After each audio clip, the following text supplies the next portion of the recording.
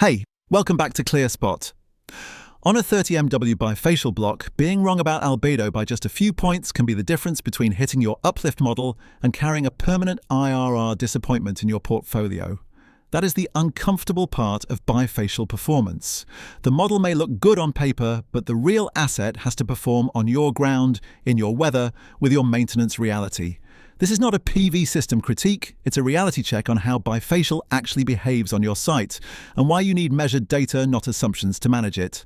Most bifacial models assume clean, stable ground conditions and ideal geometry, consistent albedo, precise mounting heights, tidy row spacing, minimal soiling. Real sites live with dust, seasonal vegetation, tire tracks, snow, and contractors who don't always build exactly to the drawing. Rear side irradiance is sensitive to all of those factors, so while your pre-construction model may have promised a certain bifacial gain, the delivered uplift often lands lower once the site has aged a season or two. When the uplift under-delivers, it usually gets lumped into the model was optimistic, and everyone moves on.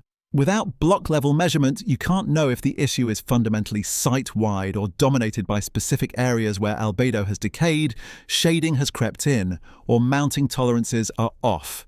That means you can't take targeted actions like improving ground treatment on high-leverage rows, adjusting maintenance, or refining future designs with lessons learned. In other words, without data, bifacial becomes a belief system instead of an operating strategy.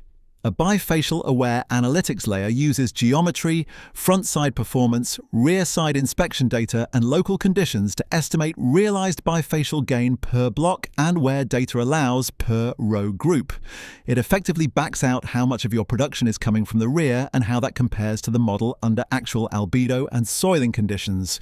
Once you see that map, you can identify zones where uplift is close to expectation, zones where albedo management would pay off, and zones where design or tracker implementation is fundamentally constraining rear-side benefit.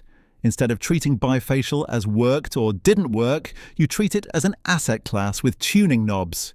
You can defend actual performance to investors by showing where physics delivered and where real-world conditions clipped the upside.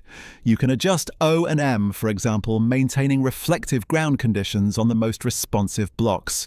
You can feed the measurements back into your next models, so the next project's business case is anchored in fleet reality, not brochure numbers. This matters because bifacial gain is not just a technical metric, it is a financial one. If the rear side under-delivers by even a few points, the knock-on effect is not abstract. It changes annual energy production, expected cash flow, and long-term IRR.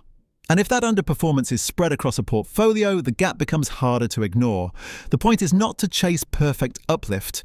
The point is to know exactly what you are getting, where you are getting it, and what is preventing more of it. Bifacial performance changes as the site changes. Ground conditions are not static. Vegetation grows. Dust accumulates, snow and seasonal weather shift. Construction tolerances and maintenance patterns influence rear-side exposure. That's why a once-strong uplift can drift over time. Without measurement, that drift gets hidden inside the portfolio average. With measurement, you can see whether the gap is worsening, stabilizing, or recoverable. Here's the workflow in plain language. First, ClearSpot ingests geometry, front-side performance, rear-side inspection data, and local site conditions. Second, it estimates realized bifacial gain per block and, where possible, per row group.